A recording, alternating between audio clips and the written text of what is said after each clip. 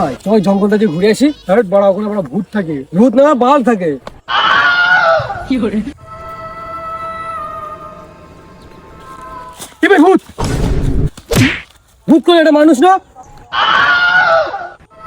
এই বাগানে যাস নে রে, এই বাগানে যাস নে।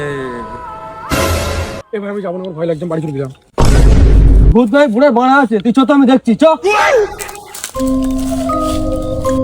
ভূত মারা কোন কোনায় রয়েছে বড়া।